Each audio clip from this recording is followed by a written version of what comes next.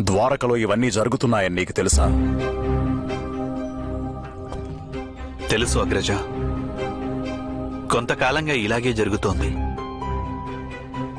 నేను వారించేందుకు ప్రయత్నించాను, కాని ద్వారకవాసులు పదే పదే అధర్మం కేసి మళ్లుతుంటారు. నది జలపాతంగా మారితే దాని వేగం ఇంకా పెరిగిపోతుంది. సమాజం ఎప్పుడైతే అధర్మం వైపుకి నడుస్తుందో సత్వరమే అది అధర్మంలో మునిగిపోతుంది. దీనికంతటికీ కారణం ఆ యుధిష్ఠిరుడే. నాడు ద్యోత సభలో తన భార్యను పందెంగా ఒడ్డాడు. ఇక ఇప్పుడు సమస్త ఆర్యావర్తంలో ప్రజలు ఆ హేయమైన కార్యాన్ని అనుకరిస్తూ వస్తున్నారు. లేదు బలరామన్నయ్య, లేదు. దోషం బావ యుధిష్ఠిరునిది కాదు, అలాగే బావ దుర్యోధనునిది కాదు. దోషం ధర్మంలోనే ఇమిడి ఉంది. అది వంచనకు బందీ అవుతుంది. వంచన ముందు తన శిరస్సును వంచుతుంది. వాస్తవానికి సంప్రదాయాలను గ్రుడ్డిగా అనుకరించడమే ధర్మమయ్యింది. ధర్మమనేది లేనేలేదు.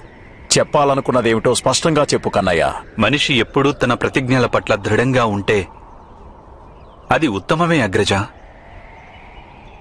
కాని ప్రతి పరిస్థితిలోనూ అలాగే దృఢంగా ఉండడం ఉచితమేనా? నాడు ద్యూత సభలోనూ ఇదే జరిగింది.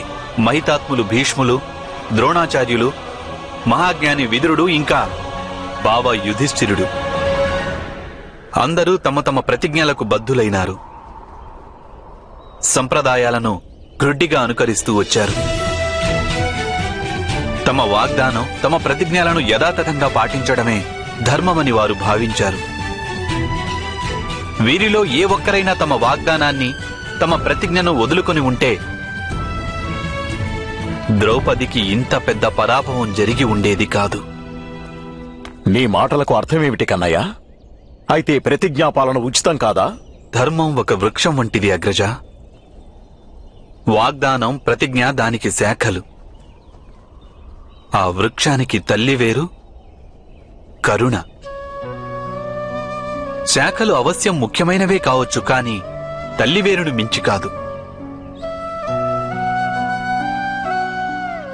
ఇంకొకరి బాధను నివారించడానికి వాగ్దానానికి భంగం కలిగినా సరే అది ఉచితమే అవుతుంది.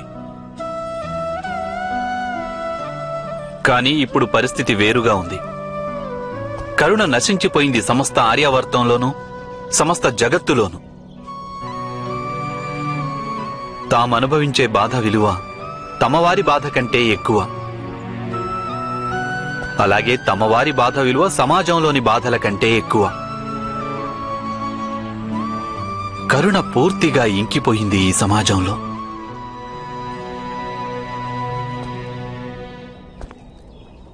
ఎప్పుడైతే సమాజంలో కరుణ నశిస్తుందో అప్పుడు ప్రజలలో ఆత్మీయత నశిస్తుంది అగ్రజ. కేవలం తమ సుఖం కోసమే జీవిస్తుంటారు. ఈరోజు ద్వారక ఏ స్థితిలో ఉన్నదో అదే స్థితిలో సమస్త ఆర్యావర్తమూ ఉంది. తల్లి వేరుకు దూరమైన వృక్ష శాఖలు ఎండి కట్టెలుగా ఎలాగైతే మారతాయో సరిగ్గా ఇదే విధంగా ఈ సమయంలో ధర్మం నిర్జీవం అయిపోయింది. ధర్మానికి ప్రాణప్రతిష్ఠ చేయవలసిన సమయం ఆసన్నమైంది అగ్రజ. సమాజానికి మళ్లీ ఒకమారు ధర్మాన్ని పరిచయం చేయవలసి ఉంది. ద్వారకలో వ్యాపించిన అధర్మాన్ని మన ప్రజామండలి చక్కబెట్టగలదు కన్నయ్య. కానీ ఇప్పుడు నాకొక పెద్ద సమస్య ఎదురైంది.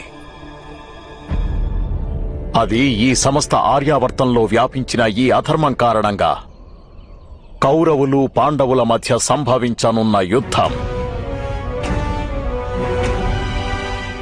యుద్ధం అవశ్యం జరుగుతుంది అగ్రజ. సమాజంలో ఎప్పుడైతే కరుణ నశిస్తుందో అప్పుడు సమాజమే స్వయంగా ఇలాంటి యుద్ధ పరిస్థితుల్ని ఏర్పరచుకుంటుంది. కౌరవులు కాని, పాండవులు కాని నిమిత్త మాత్రులు. నదికి తటం ఉంటుంది, కాని ఉప్పెనకు ఎటువంటి తటము ఉండదు. ఈ యుద్ధంలో మనం కూడా తటస్థంగా ఉండలేము అగ్రజ. మనం కూడా ఎవరో ఒకరి పక్షాన యుద్ధం చేయవలసి ఉంటుంది.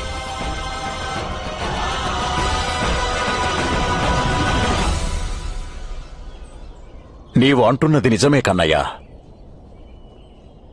కాని దానిని మించిన నిజం మరొకటుంది.